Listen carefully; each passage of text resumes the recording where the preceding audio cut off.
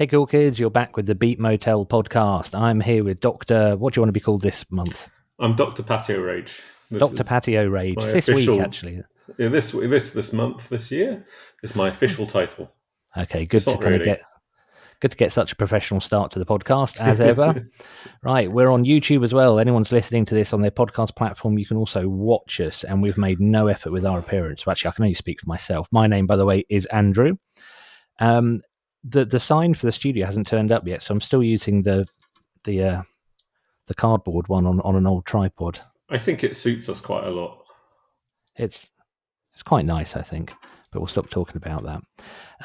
I have a special little something I want to add to the podcast, and I'm going to explain the provenance of it first. I'm going to explain why I'm adding this to the podcast. I discovered a podcast recently called The Rock Geeks, and it's a couple of northern British guys who go into phenomenal detail over particular albums.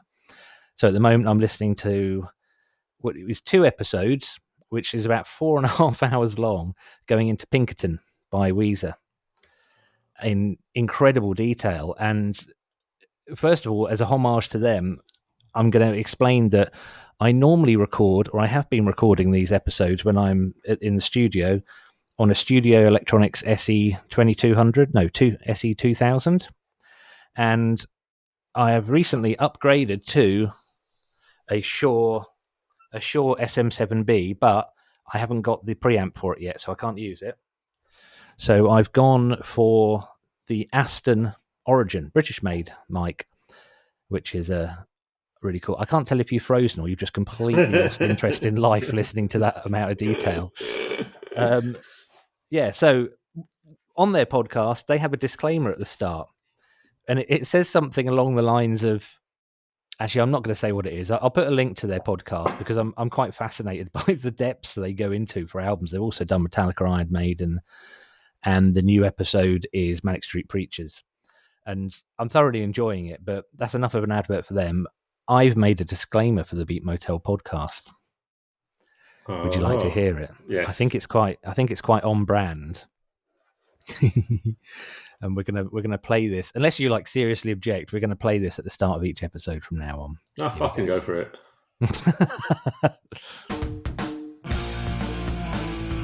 You're listening to the Beat Motel Zine podcast, and we need to warn you that we use words like shit, bollocks, scrotics, fuck, anarcho-syndicalist, and cunt, and we don't normally beep those words out, apart from the word cunt, because we're not total animals. Now, we know as well as you that your children can hear these words on any street in Britain, possibly any street anywhere in the world, but we also appreciate that you may not want to invite these words into your home if you have children or sensitive pets nearby whilst listening to this podcast. So listener discretion is advised.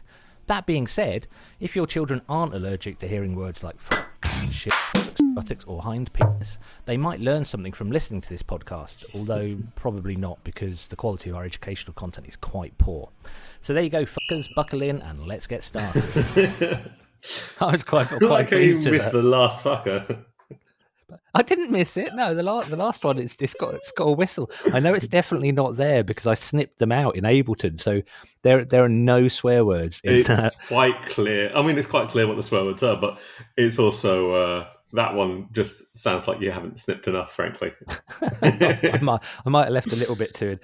I was particularly pleased with 2 phrases in there, which I thought. One of them, hind penis, I just quite like because it doesn't make any sense. But anarcho-syndicalist, I liked. No, I beeped out. Interestingly, I beeped out almost the whole of anarcho and a bit of syndicalist, but it's still weirdly you put a bass note under it, and it's still really clear that it's anarcho-syndicalist. I just thought that was funny. Anyway. So that's in honour of the Rock Geeks, and will forever be there now. Probably apart from when I do live episodes, because I record those differently, and I'm not really sure how to insert audio like that into them. Right, Dr. Page, Dr. Patio, Dr. Ratio. We are talking about educational material this week, aren't we? We are. What is the theme this week? Books. I like books. Books or biographies of musicians or bands. We're doing this very much on ones that we've read fairly recently, because otherwise we're just not going to remember.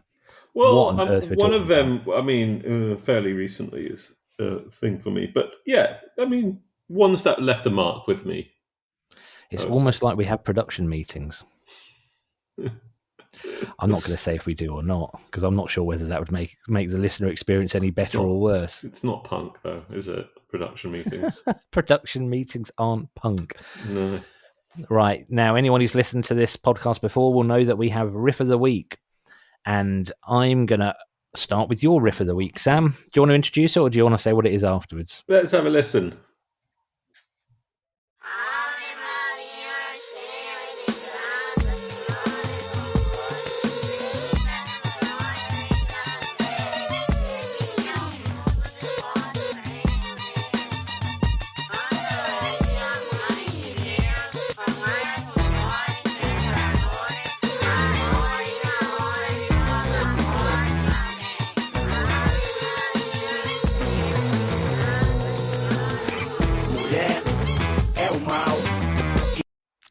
I'll be honest, when I first heard the beginning of that, I thought, oh, sweet Jesus, this is a Sam's forbidden music choice. But then, actually, by the end of that little short clip, I really like it. So who is that? That's a guy called Tom Zé, who is a Brazilian avant-garde musician who he came up with the he was part of the whole Tropicana movement in the 60s.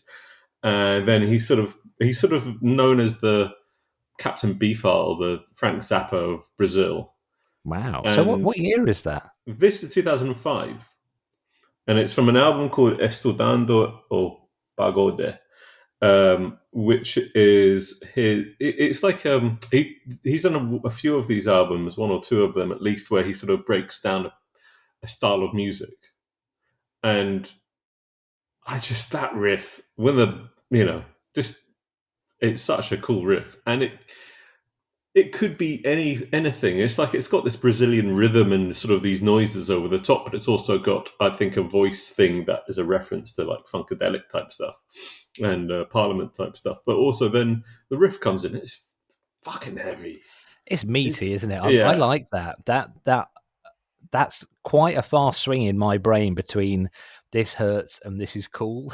It's kind of like jumping in a cold pond or something. Yeah, but you can imagine that riff being played by, I guess, any number of sort of rock bands. It's just great. I'm going to look up more because that whole album. That album. He did that album. From 2005 is so far the heaviest thing I've heard him do. It's all great. It's such a good album. Love it. And he was sort of rediscovered by what's he called? The Talking Heads guy. Ed Byrne? It's not Ed Byrne, he's a British comedian. David Byrne? Yeah, that's I'll him. just start running through all anglicised Christian names until we get David Byrne, and his stuff started getting reproduced, so he sort of had a blossoming in the last sort of 20, 30 years. Cool as shit. Right, now, anyone who hasn't listened to this podcast before, I have to explain, we can only play 30 seconds of any track, otherwise PRS will, I don't know, come round our house and make our milk go sour or something. So my choice, like Sam's, is only going to be 30 seconds, and we're a broad church on Beat Motel podcast, but we do lean towards the heavy, as you'll know if you've listened to us before, and as you will come to love, I hope, as you listen to more episodes. So here's my choice. I'm going to tell you who it is, because I don't think it's going to spoil anything if I do. It's Kanonenfieber. It's a German band. Kanonenfieber. Kanonenfieber. And the song is... now, I'm reading it as Dicke Bertha. And I'm sure it's not Dicke Bertha, but it's spelled Dikebertha. 2 different words. Dike Bertha?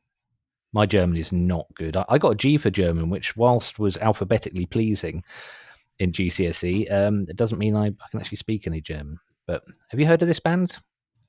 This is the one you sent me on WhatsApp. Oh, yeah, so you will have heard it because I probably told you about it. Anyway, I'm going to try this. Hold on. You're going to do some on-the-spot research. You're going to be like the Carol Vorderman of the in the book corner on Countdown. I prefer... It wasn't Carol Vorderman in the book corner, was it? No, Sue something. who I like a lot more than Oh, Carol Sue Wolverine. Den, her podcast that she does with Tory jumper wearer Giles Brandreth is really good. Yeah, she's Nothing rhymes with purple. But this is how Google Translate would. I think I know what it is. I think it's. Can I spoil it? I think it's the Big Cannon or something, isn't it? Did you catch that? No, say it again. Nope. It doesn't root through like that. Oh, you're trying to get it so that it will actually say it out loud. Yeah. Anyway, let's move on. Let's listen to the riff. Royally. Right, so let's play a Kanonenfieber of this band.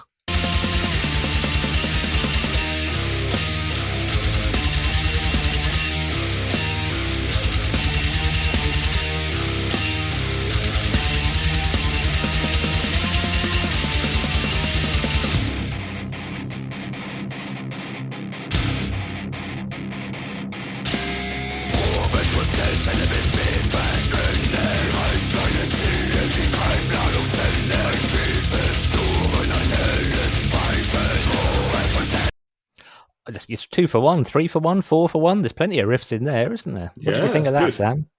It was more punk than I was expecting it. They sort of had a almost D-beat aspect to some of it. Yeah, it's like D-beat black death metal. Yeah, sludgy 80s hardcore sort of aspect to it. Cool, good sound. I like the guitar sounds. Thing. That's their first album. I looked them up because they're supporting Baktushka, who I'm going to see in Tufnell Park in London in not long actually, in a few weeks' time. The right Batushka, because there are, as you know, there are many Baktushkas. The wrong ones. The wrong one was playing Helsinki about the same time. Got to say, the wrong ones sound pretty good as well. So, whatever your flavour of Baktushka, I'm sure the band themselves have strong preferences. Right, so that's Riff of the Week done and dusted for another week. That was very enjoyable. Thank you for exposing yourself to new music. Wasn't sure how the end of that sentence was going to go then. Wandered around a bit. Right, let's get on. Exposing yourself. It's a good meme, Andrew. It's a good meme. I was in an FSB meeting yesterday just to talk off music topics. So Federation of Small Businesses Network meeting online, and everyone introduced themselves, and you get like 20 seconds to say what you do. And everyone's always like, I am an accountant, I will do your VAT. And it's just the most boring thing. So I always try and think something interesting. And I've said things like SEO, which is what I do, is a bit like the film Never-Ending Story. And Google's like the big hairy dog thing. And I can usually sort of keep that thing going. And people remember it because it's more interesting than saying what I actually do. So yesterday... SEO is about exposing yourself to... random passers-by. I said, I mentioned my company name, which I'm not going to mention on the podcast. I said, we help you expose yourselves legally, which I thought was really funny. It bombed. It absolutely bombed. It did not go down well at all. And I wasn't embarrassed because I have no shame, but I just thought I'd share that with you. Right, so let's get on to the books. So what happens next, dear listener, is Sam and I have 4 choices each, and we're going to back up, augment, decorate, improve. I'm running out of words. Our choices by playing a song by what the band done, what the biography thing is, right? So would you like to introduce your first choice, Sam? It is Little Richard, the king and queen of rock and roll. There's no two ways about it. And the song is called, I just need to find the notes. Sorry, very professional. Spreadin Natta, What's the Matter? And... Oh, sorry. I didn't realize there was more. Go.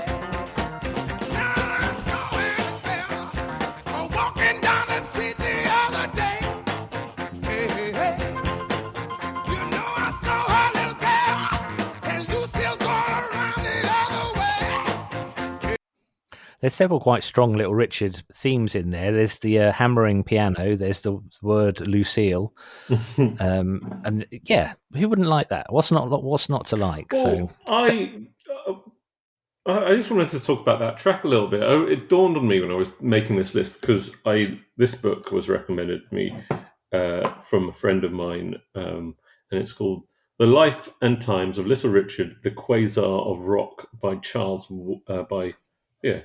White. Looking good. And the track, it dawned on me, I was watching the document. There's recently been a documentary about Little Richard being put out to much acclaim, and it dawned on me that I've only really listened to, and I think most people only really listen to the early stuff before he first decided that rock and roll was Satanism and became part of the church. And then this is an album that's threw his rings into the harbour, didn't he? Yeah, that track is from 1970s, where he sort of made a comeback. It was his first sort of attempt to make a comeback, and it dawned on me that a man who wrote all those early amazing songs, he can write a tune. So why wouldn't some of his later material be great? And The Real Thing is a great album. It's much more soul than a lot of his early rock and roll stuff, but it's just still so good. So this book is, I would say, eye-popping. Eye-popping, wow. Yeah, the stories that are in here are pretty fucking out there. Real Richard, he is a Southern American and grew up in a time of abject poverty down there in the South. And what he came from and what he became are amazing. But also, for anybody who's interested in, the identity crisis of Little Richard, I think there's a lot of explanation in the book, but the stories are amazing. The story about him losing his virginity at the age of 13 is, I'm not going to go into it here because it's graphic and nasty. So is this an autobiography? No, it's extensive interviews with him and other people. I quite like that angle, like the oral history thing. There's a brilliant book called "Please Kill Me" by Legs. Oh, that's someone or other. Yeah. About Legs McNeil. That's it, about the New York punk scene, late 60s, early 70s. I think it's a really good way of getting across the feeling of a scene or anything at all. So so the book was recommended to you. So what you said, it was eye popping, but did it fundamentally change the way you viewed Little Richard? Yes. I think it made him a much more complex and much more understandable person rather than that's... Sorry, I forgot we're on YouTube here. I'm just like scratching the inside of my ear. Was that distracting sound? What came out? What was interesting? Just like crunchy stuff. Oh, lovely. Sorry, that's terrible. Yeah, it did fundamentally change the way I look at him. Because it turned him into a much more complex but understandable character. It made him much more human. And the injustices that I think he experienced as a rock and roller who he more than anybody wrote the songbook of early rock and roll. Mm. Because whilst whilst Chuck Berry, it was also the most astonishing sort of hit rate, he also had an aspect where he did the same thing every song. Well, Little Richard did not do the same thing every song. He actually sort of wrote, sort of unique pieces for every song. They're distinct. And the fact that you get him writing like a soul album in the late 60s, early 1970s. And also, just the greatest story about it is, not the greatest story, but the one story that I can sort of retell in a very bad way is when he was playing Woodstock. He played Woodstock. I didn't know that. Yeah, exactly. But he played one song because he watched Janis Joplin, and he said the only person he's never been able to follow is Janis Joplin. She was too much. And he watched Janis Joplin and went, I can't follow this. I can't. I'm not. And so he played You can hear that banging, can't Yeah. you? Somebody in the next room, to quote Paul Simon, someone in the next room trying to win a prize. Uh, and so he just he gets all the house lights killed, and he gets up on his piano and he gets the song. It's like one of his big songs, "Good Golly Miss Molly," or and one of those.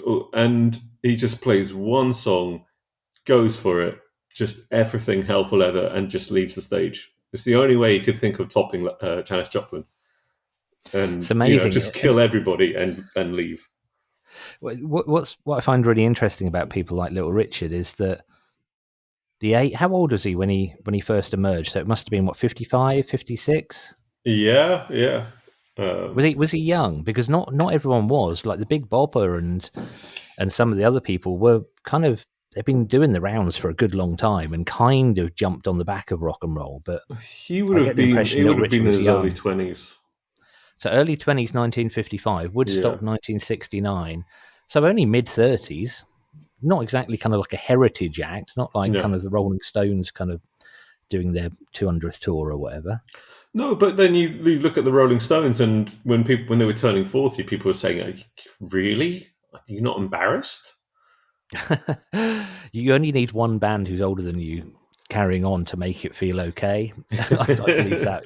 I believe that even kind of on a local level. If there's people in bands older than I am, then it's okay, and there always will be now, because the perception of youth and when we should bail out is just gone. At what point? At what point do you start playing in like a covers band, or you I'm sit not down? sure I'm ever going to do that. When I was younger, I would have said in conversation that playing this covers band means that you've given up on life. I don't believe that now. I've got friends who do it very, very well, and I'm basically just not a teenage twat anymore. I'm now a middle-aged twat. But now I wouldn't play in a covers band because I can't learn other people's songs.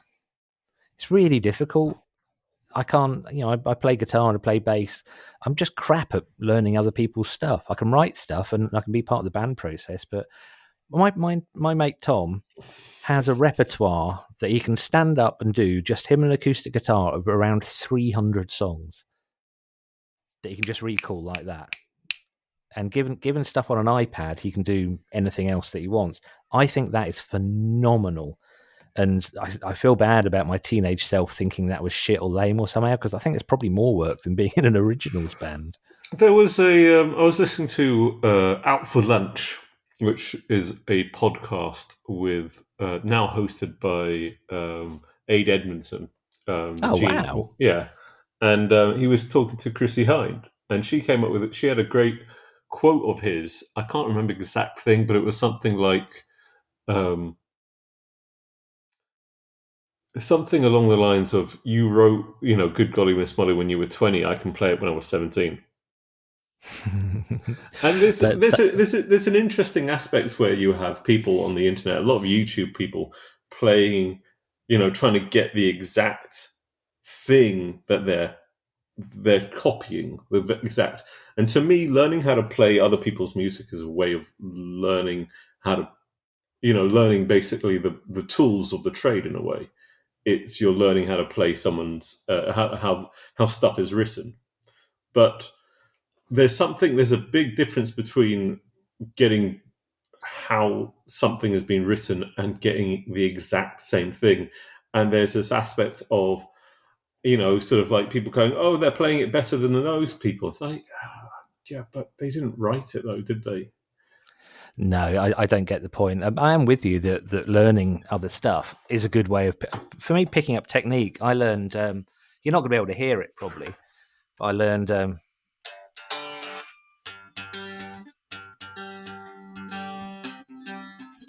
oh shit. I learned Good Riddance, Time of Your Life by Green Day a couple of days ago on guitar. But that guitar I just picked up is out of tune. Yeah, it's a good way of learning, but why improve? Albums are a snapshot of a time and a place and a thing. They're not a record of perfection. No. Which is why a lot of bands are so different live. I mean, Bob Dylan now, people struggle to recognize the songs that he's playing because he's been doing so many different versions for 50 years now that people are like, did he play his hits? And like, I don't know. But yeah, good point. Right. None of that was anything to do with Little Richard. So let's move on to my first choice.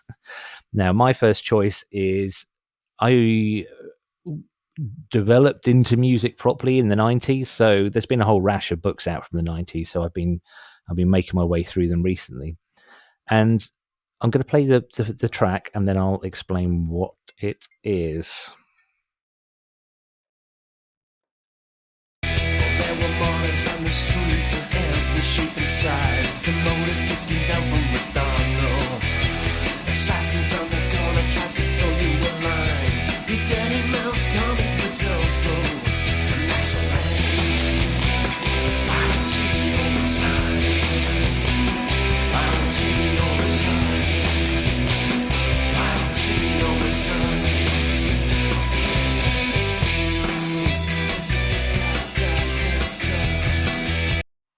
So that was the Auteurs with a song called Lenny Valentino, which I think is a cracking song. As it goes on, it's got so many brilliant bits, and it's cello heavy, mid 90s indie. It's got like a ska feel to the drums. I genuinely think they're a brilliant band. I think Luke Haynes is a very, very good songwriter. Their first album is just wonderful, and it was so opposite to absolutely everything else at the time. This is when like the ladette band culture was starting to develop, and they kind of got their break supporting Suede on Suede's first tour. But at the time, they're just very, very different. It kind of amazed me that they did so well. The music's good, but they just didn't fit. They didn't fit at all. Now, Luke Haynes' book, which is called Bad Vibes, is quite brutally honest.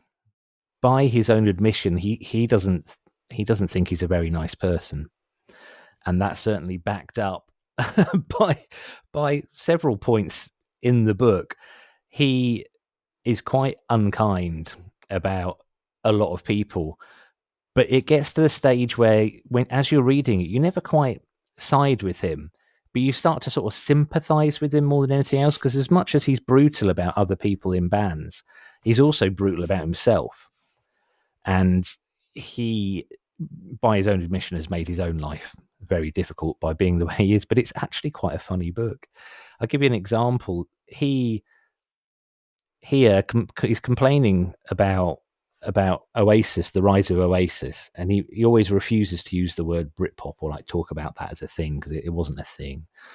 And the book ends with him complaining about Oasis, and then he says, but the thing is, Noel Gallagher lives around the corner from me, and every time I bump into him, he's like, all right, mate, and then we have a lovely chat. And he said, it's really hard to think someone's a sunt when every time you speak to them, you really enjoy the conversation. So it's got this sort of like lovely knowingness about that. He knows he's being a bit idiotic about it, but it's an engaging read. It's I think the mark of a good autobiography for anyone who's been in a band is if you don't like the band or have never heard of the band, but the book is still engaging, then it's a good autobiography. And one of my later choices is that very thing. Well, it's an interesting thing of like I found this list quite hard to put together because I don't think there's a lot of very well written books actually about rock and roll.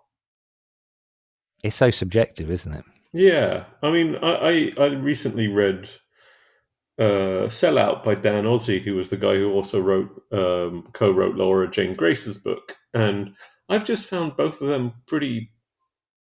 He's a very good interviewer, but his analysis is very thin, and his placing is very thin, and his sort of placing. I don't know. What do you mean by that? He doesn't contextualize well. Okay. And yeah, I just sort of found both of those books, frankly, quite dissatisfying to read. Ultimately, I don't want to be nasty about him. I think he's done a very important thing in cataloguing those moments, but I don't think. I just think the books are quite thin. It must be difficult because there's several angles. If somebody's writing an autobiography, then they're likely to be kind about themselves and not focus on some of the more negative things, apart from Luke Haynes with Bad Vibes, which is one of the reasons it's so refreshing. But also, what does the audience want? Because a book I haven't included here is Graham Coxon's book, because I haven't read it. But I've spoken to people who have, and they said it was interesting, but it just kind of bummed them out a bit. See, I always wonder what the motivation is of the writer. Luke Haynes, I think he wants to entertain. I think that's all there is. But someone like Laura Jane Grace has several themes that are consistent through all her work that I'm sure it forms a part of that. But I mean, what do you want? I'll tell you what I want first. What I want from reading a book by someone who I've looked up to, who's in a band I like, I'm generally only really interested in how they went from nothing at all to being the musician. I mean, I want the nuts and bolts. I want how many gigs did you do? I want to know what contacts did you make? How did you record your demos? And another book I didn't choose is the book by Brett Anderson and from Suede. And he split it into two parts. The first part is kind of basically birth to teenage years. And the second part is teenage years to most of Suede. And I found that really interesting. And that there's some quite shocking things in there that I was quite astonished by. But he does that. He goes into all the detail. The Luke Haynes one, he kind of does a little bit. So that's what I want from books like this. But I'm very aware that I'm probably in quite a minority. I mean, yeah, it's a good question. I don't really know what I want from books like this, but certainly, like, I've got the Joe Strummer one written by Chris Salowitz, and I started rereading it, a little bit of it, and he keeps telling you that Joe Strummer's funny. I don't need to know that Joe Strummer's funny. I can make my own fucking analysis of it. Sorry, that part of that book really winds me up. Oh, Joe Strummer's funny. So fucking what? But he then goes through a lot of work to contextualize Joe Strummer from his middle class, parents to, what he was doing in the Squats before he joined the Clash and what the Clash went through. And he really, that book has aspects that really annoy me. But that annoys me about music journalism in general. You read a review and you go, oh, it's great. That doesn't tell me anything about what I'm actually. Tell me about what it actually contained, rather than telling me about what it makes you feel. I guess that aspect of, like, I think the Charles Mingus one, which is called Beneath the Underdog, is fascinating because he's basically an angry man, and he knows he could write and do a much better job, but he's just angry throughout the entire thing, and he's deciding to have a fucking go at everybody and everything, because he was a pioneering black musician who wanted to be taken seriously, and because he was black, no one would take him seriously, and also because he was a jazz musician, no one would take him seriously for the most part until later in his life. And it's stuff. I mean, yeah. But what I distinctly want from books of this, I don't know. But I want more understanding of the world that people come from. I guess is interesting to me. Yeah, I'm with you there. What I tend to enjoy less is the sensationalism in some books, and it's kind of interesting in a gory kind of way. So, Hammer of the Gods, I think, was the Led Zeppelin book I read a while ago, and it's not that old. It's not Hammer of the Gods. I can't bloody remember. There's two really famous Zeppelin books. One of them's written by a guy who was essentially one of their hired thugs and roadies, and there's another one which is pieced together from interviews and bits, but sort of goes off into these realms of fantasy about what might have happened behind closed doors. And I kind of got bored by it. I know that Jimmy Page is probably wasn't the nicest person in rock and roll at the time, because who doesn't know that? I know he was a walking encyclopedia of STDs, that's all a given. I know that Robert Plant was all right. I know that Bonzo, John Bonham, was essentially a nice person who was always horribly homesick and dealt with it in very negative ways. I know those things. What I want to know is those things that you said, where they came from. I wanted to know how John Paul Jones fitted into the band, because Jimmy Page, from a very young age, talented session musician, he made a fuckload of money, like years before, well before Led Zeppelin ever happened. Led Zeppelin used to rehearse. The first few rehearsals were in his boathouse of his house on the Thames, and Robert Plant and John Bonham were kind of teenage friends from, poor upbringing in Birmingham. John Paul Jones, I just haven't got a clue. That's what I don't want to know about where they put Fish and roadies and groupies, and I don't give a shit, really. But I guess that's what I think of, like, that's what they think the market wants, is this sort of sensationalism. And in that way, it's so much more interesting. Little Richard is so much more interesting about, the world he came from. And that book spends I think, to my memory, that book spends the first half at least sort of talking about discussing sort of what early rock and roll was like and what the world he came from was like. And, this is so much more interesting than oh yeah, it's like, I don't know if Ozzy Osbourne's put out a book, but I'm sure if he has, there's all this stuff about him snorting ants and stuff like that. You can get that from the internet. I don't care, but that's what was insight, is it? What was Birmingham like, and how did he fit into that world, and how did like that whole thing work? And I know that's out there, and I know people have written about it, but that's the sort of thing I want, is this sort of conceptualization of stuff. I think how does it function? And that's what Dan Ozzy's book Sellout doesn't do. Is it doesn't it talks a lot about the underground and the mainstream, but it doesn't actually say what the underground looks like or what the mainstream looks like. And it doesn't tell us anything about the networks of the underground in punk rock in the 90s. And, it just sort of places punk rock as this sort of insular group of people who are pissed off with the mainstream without asking questions about why that might have been, or at least addressing a little bit of those questions of why that might have been. It spends the 300 pages avoiding the word capitalism, which is a book about punk rock, and it's selling out to mainstream stuff is crazy. You've hit on something which is exactly what I want from books. I want the context. I've read a couple of books recently. One of them's The Time Traveller's Guide to Medieval Britain and The Time Traveller's Guide to Elizabethan Britain. And I absolutely love them because they say in very clear terms, if you were on a street on 13th century Britain, this is what it would look like. This is what it would smell like. This is how people would talk. Would be the general feeling of society at the time. That's really cool. And I want that from music biographies, especially from things like Little Richard. And I mean, the Britpop thing, which Luke Haynes say he'd probably come and give me a rap on the knuckles for using that phrase. I was there. I know what it's like, but I don't know what some of the stories are behind the bands. He rips into a lot of other bands, but one of the things that really shocked me is his reveal of how druggy the whole scene was.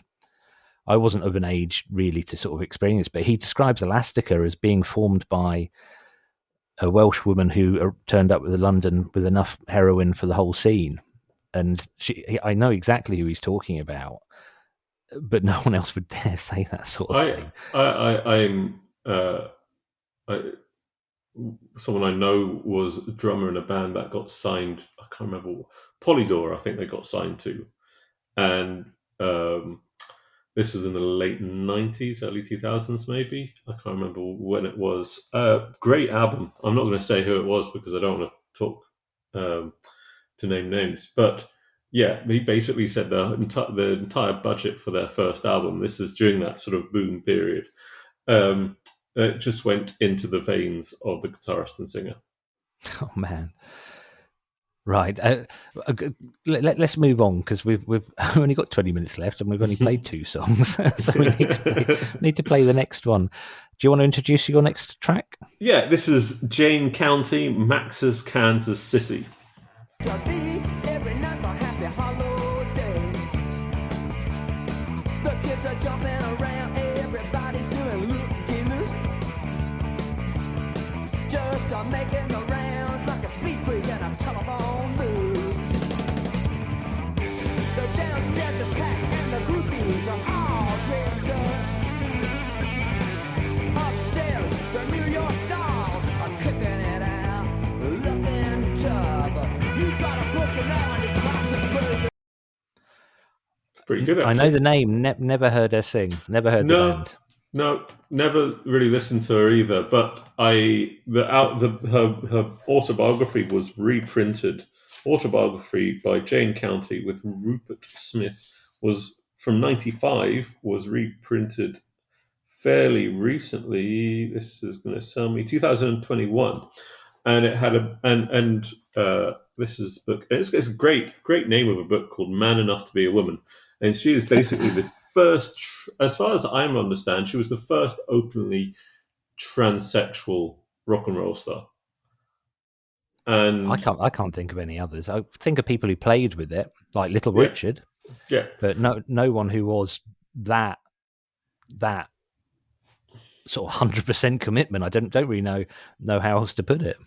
Yeah, and she came from the South, which is something about the South creating really interesting characters through its active repression of those characters.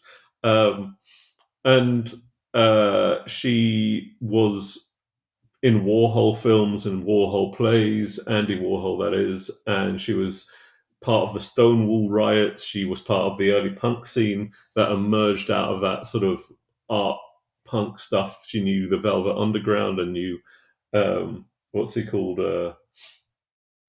Who's the main guy in Velvet Underground? What was he called again? Lou Reed. Lou Reed. My mind. Oh, John Cale.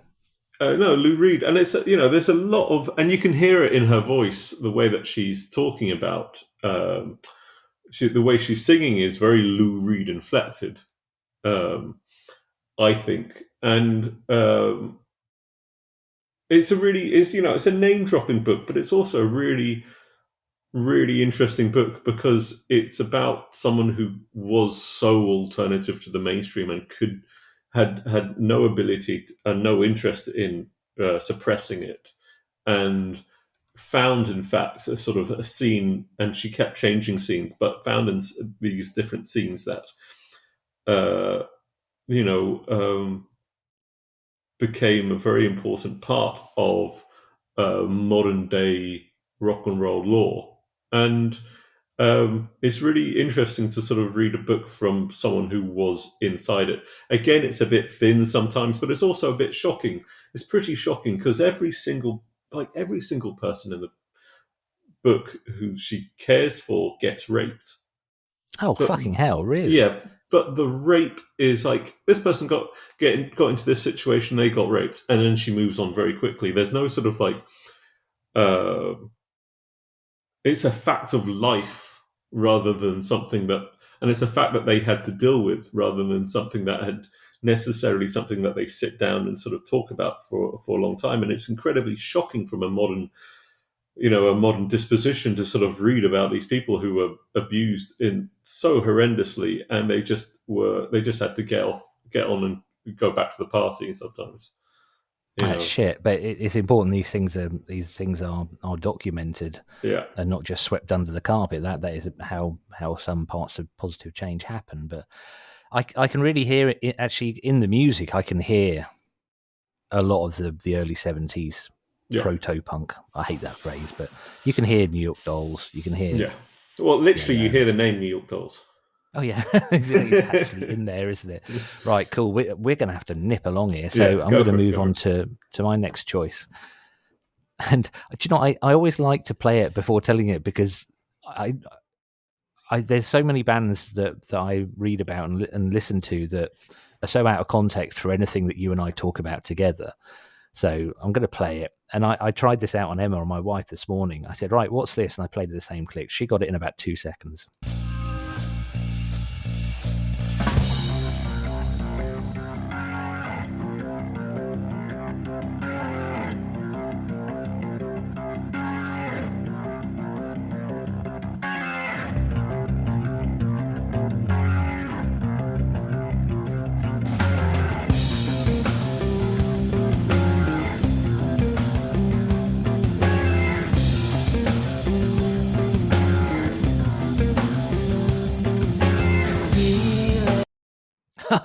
Tiny bit of vocal there. No idea, but they get points for attempting counterpoint. I like that. That's the Charlatans. Okay. Never listened to them. Third album. I think third album's a good starting point, actually, because first album, they are fey, bouncy Manchester pop like bloody everyone was at the time. Second album, they got their guitarist left after the first album. They kind of booted him out. Second album got a new guitarist who was really innovative, really interesting, just the way he played. And the album was produced by Flood.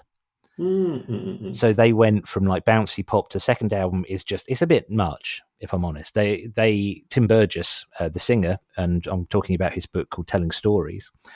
He said, they were pressing every button they could. They had a load of money and just went nuts, basically. But the third album, they'd sort of, they did have some difficult times as a band. They've had deaths, imprisonments, all sorts of stuff, which was very much in the news at the time.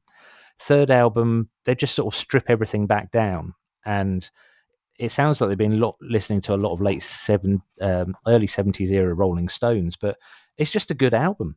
It's just really good. It's just a smart album. But I've always liked Tim Burgess. He's always come across as the nice guy of music, and several things shocked me about the book. The one thing is just how big they were. I loved them, but I didn't think anyone else at the time had even heard of them. They sold millions of albums. The Charlatans were proper massive, selling more than Madonna in the UK, just crazy big, which I just didn't know.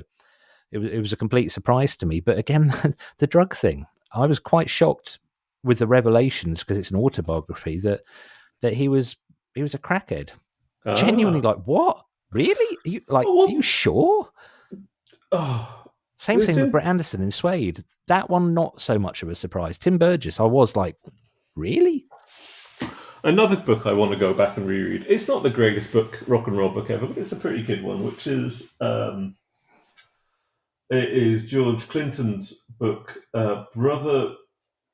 When you turn around like that, we can't hear you so well. Okay, hold on. Oh, he's actually wheeled himself across the room now. There's a big bookcase behind him. It's a great title of the book. It's Brothers Be Yo Like George, Ain't That Funkin' Kind of Hard on You. Okay, that is a hell of a title. I think. Can you send me a WhatsApp with the titles of these books that I can add into the show notes, please? Yeah, but I haven't. I need to reread it, because I think I sort of read it a bit too quickly to digest what he was saying about a lot of stuff. But it's a good book for like contextualizing Parliament and Funkadelic. But it was like, his friendship with Sly Stone is all based on crack abuse.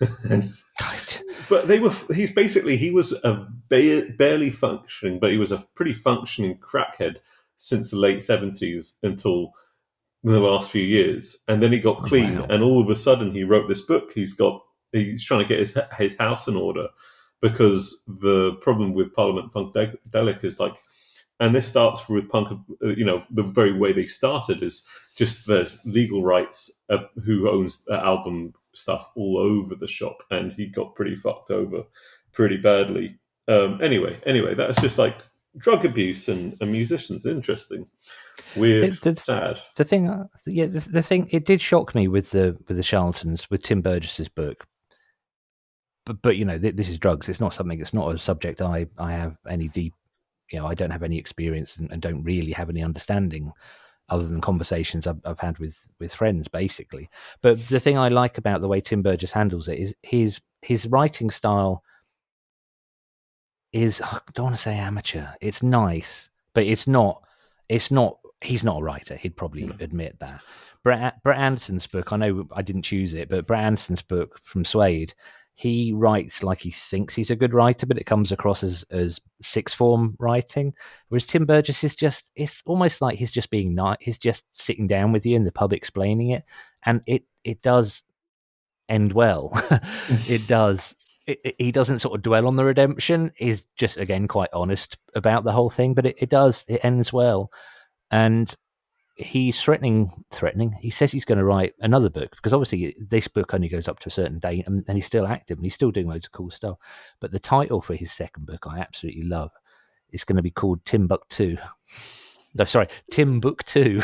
Which I thought it works better with a northern accent, because he's from Northwich. Yes, but yeah, I like that. Nice. Right, we better move on to the next one. Do you want to introduce it? This is Minutemen with My Heart and the Real World.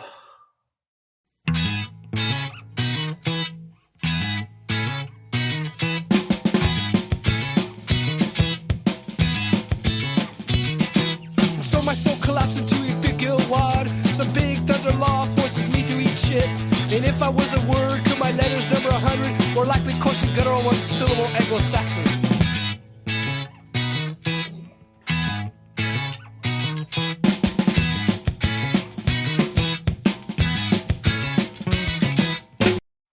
Every time I hear the Minutemen, they sound completely different to the time before I heard the Minutemen. They're like the Fall, always the same, always different, as John Peel said.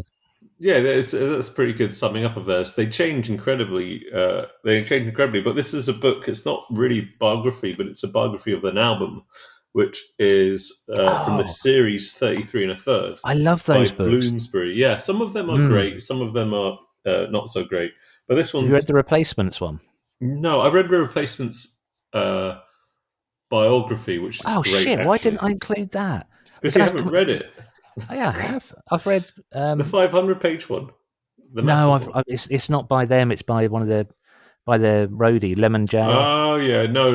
The one I was thinking of was another one, which is like a history of the Replacements, which is a fantastic book, and it's just not very. I don't know. It was too forensic. It was too forensic in a way. It was too goes into every single song on the album. But this, it will basically be with this for every tour and every album, and it's a bit exhausting. But it's a really good book. But this is basically a biography of a Double Nickels and the Dime, which is sort of the game changer album by the Minutemen, and it's just a really nice piece of short history writing in a way. He really goes into it, and he really goes into the book. Those books are great, and they've got some brilliant writers on that series. Yeah, absolutely, thoroughly recommend it. We're going to have to really nip along here, I'm afraid, Sam. So we're going to move on to my next choice. Good God, I wouldn't guess this.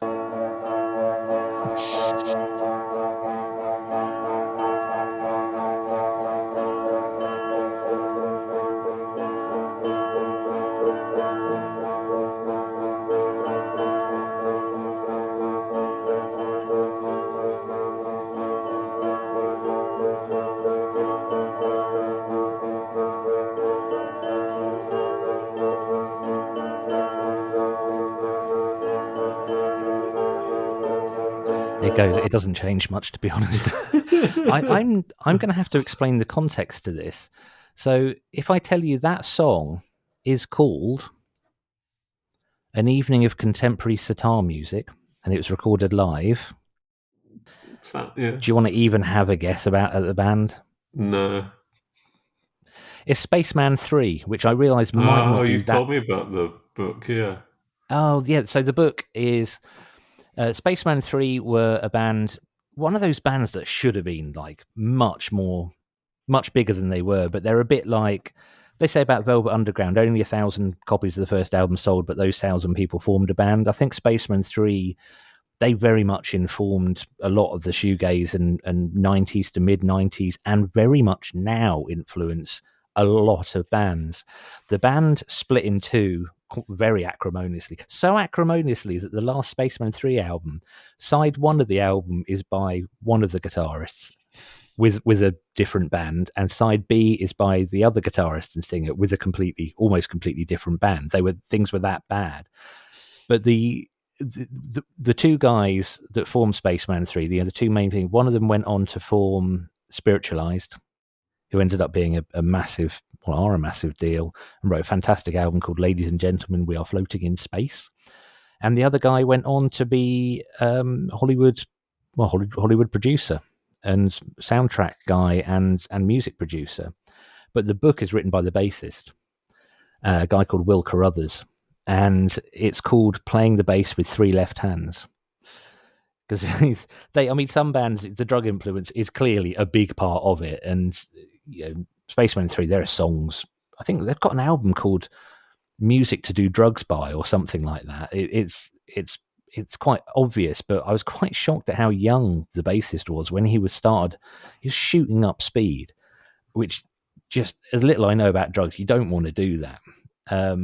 But I chose that track because it's a live recording they did in the entrance to an art centre somewhere. And they were reasonably popular at the time, but it was billed as an evening of contemporary sitar music. And in the book, which is hilarious and not that shocking, but just a brilliant read, Will Carruthers talks about that gig. And it's a really famous gig, and that album's really famous. And you can hear sort of it influenced things like Godspeed You Black Emperor, just loads of stuff. But he talks about they were very, very stoned. And he sat down on his amp and played the whole set. And it was only at the end, when the applause started, he realized he hadn't switched his amp on. And I love the fact that they still released it. There's no bass on it. He plays the whole way through that. There's no bass on it at all. But the book is also quite a good warning of just how badly fucked over you can how fucked over you can be by poor record deals. Because he was playing on albums and getting nothing at all, absolutely nothing. He's literally living in a hedge for 6 months at one point. Just a hedge, not like even a caravan or like just a hedge.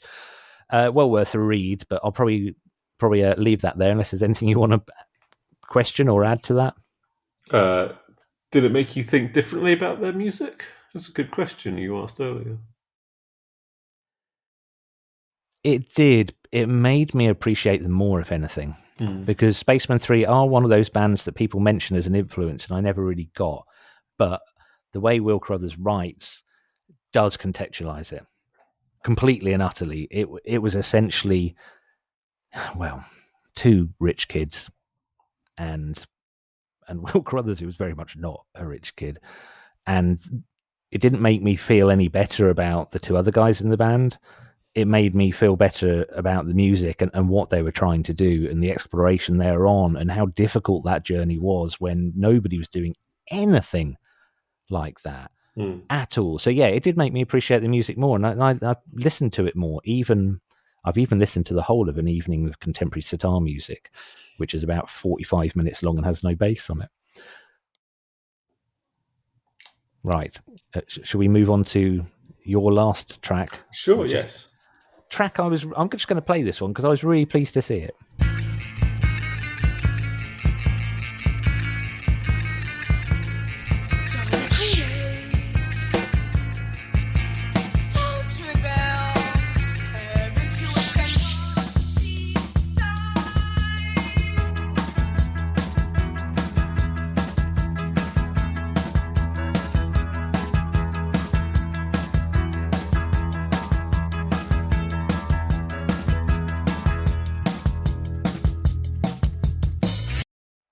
Love that. Yeah, I know that wasn't an accident. I love that so much. I actually went through to the other room at home and played the whole thing start to finish because I wanted the satisfaction of hearing it all. So, who was that? That was the Slits with Typical Girls, which they were anything but. And the book is called. I have to read it because it's quite a crazy title. Viv Albertine was the guitarist, and she wrote a book called. Clothes, clothes, clothes, music, music, music, boys, boys, boys.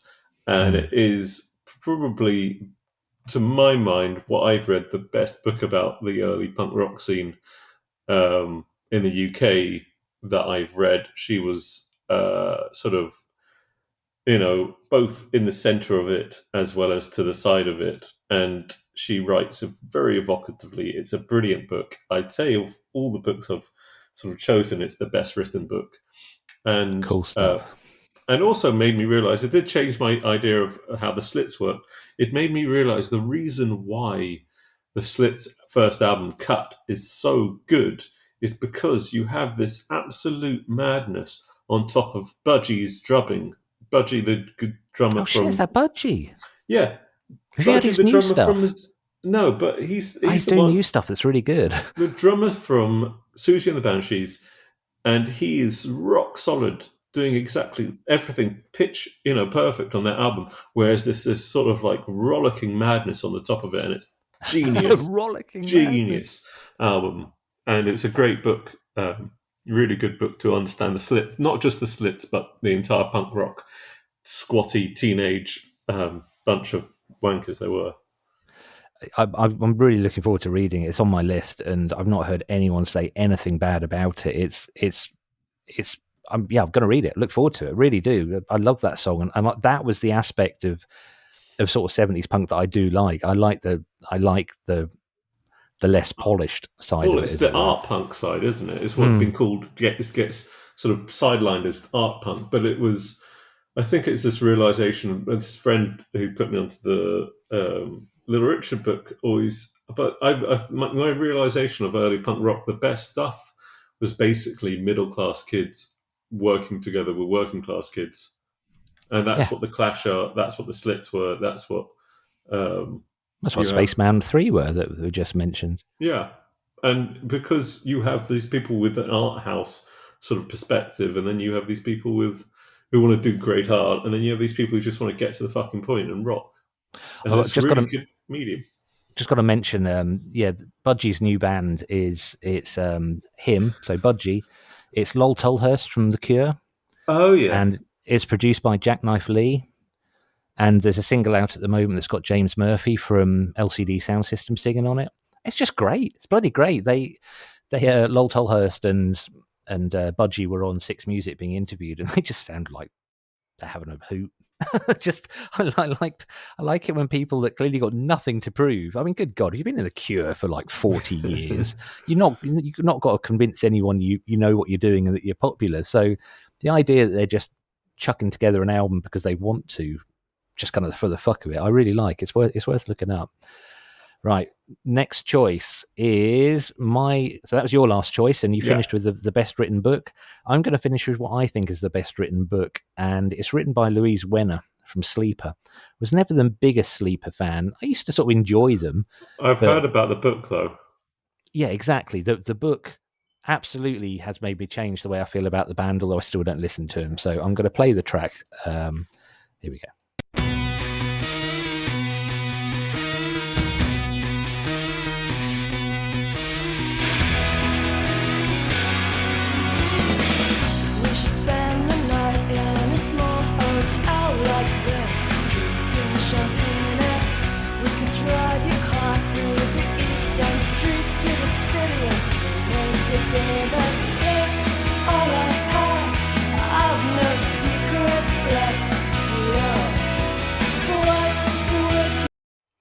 So that was Statuesque by Sleeper. Out of the 4 books I've chosen, Bad Vibes made me sort of like Luke Haynes in a cheeky chappy kind of way. Telling Stories kind of made me fall in love a little bit with Tim Burgess because he's just like a big cuddly teddy bear the way he talks. Three Left Hands, playing bass with Three Left Hand by Will Carruthers kind of made me think, well, sort of feel sorry for the guy basically because he still hasn't made any money. The Just for One Day, which is the book by Louise Wenner, sort of, I've got a bit of a boy crush on her now. Which I think, the way she writes, it's wonderful. She's a brilliant writer. That genuinely is her talent, and she's written another couple of books. I think one of them's fiction, which I need to read, because the context that she gives around the early Britpop scene and her background and how she felt about it and how she navigated through it as a woman at a time where that fucking awful lad culture was very much in play, is brilliant. And she's so eloquent and fun. And she shits on Blur from a great height, but not for sensationalism reasons, just as a part of a bigger story of how women in music were treated at the time. And some of it I found quite shocking, but not surprising, but still shit. Things like, oh, if you're going to wear that T-shirt, your nipples ought to be hard for photo shoot. Just shit stuff. But the way she tells it is not in an apologetic way, certainly not in a angry way, just in a sort of, she just lays it out there. And it's really hard to explain unless you read the book. And I imagine there's similar things in the Slits book. Crap, I've forgotten her name. What's her name? Oh, Viv Albertine. Bill Albertine, yeah. I think the attitude, the sort of, from what I've heard of the Viv Albertine book, similar attitude. But out of all of them, it's the best written book. It's better than some fiction I've read, and I read difficult things like three book series by Chinese sci-fi writers. What hits me about your list and my list is I think the most interesting books are particularly the autobiographical side, are those written by the people who aren't in the spotlight as much as those, well, maybe sometimes in the spotlight, but certainly those who maybe didn't do as well as other people did in their further careers. Because I've heard the what's he called, the bassist from the Specials, I heard his book is great as well. You've absolutely you've captured something there, because they're the people who didn't have 20 years of everyone telling them that they're great. Yeah. And I think that makes it a far more interesting book. Yeah, and also, like they've also because they're writing it in a letter, they've done something else since as well. It's not just been their life. They understand that it's not everything, or maybe they Absolutely. or maybe in some cases they sort of really miss and they think it was everything, but they can't bring themselves to go to detail. I don't want to give away kind of the meat of Louise Wenner's book, but for one thing, despite having 3 platinum albums, they didn't make a penny because they had the shittest record deal ever. But she had a long career in education afterwards, so she's not looking back on it as the glory days at all, which I think also makes it really interesting. She sort of comes from a place of gratitude and bewilderment. Basically, that sort of sums up kind of a lot of her feelings on it, but very engaging. I'll read it again. It'll be one of those books I come back to. We are well over time here, Sam, and I think we might actually want to read stuff again. I think we're going to have to do this again with another 8 books, because there's a lot more here. Before we go, we have got some correspondence. What's the correspondence? Yeah. Real one? Well, correspondence. The first one I'm going to call correspondence, but it was actually a conversation I had at band practice with Dom, the drummer of my band, and we're talking about the secret albums, and he pointed out secret album tracks. He pointed out one method of finding secret album tracks I'd completely forgotten about, and that's putting the CD in, pressing play, and then immediately pressing rewind. And sometimes you could find a track before the first track, like in negative figures. I'd completely forgotten that. So Dom, you're a star, and well done for pointing out something really obvious that me and Sam managed to talk for an hour about without actually bringing up. I don't think I knew about that. Oh, there's something for you to look up. I do remember it. I'm going to go to my CD rack now afterwards. Just put every CD in and just rewind it. Yeah, I was like, shit, completely forgot that. And we mentioned somebody, the next bit of correspondence, which was a message that I got.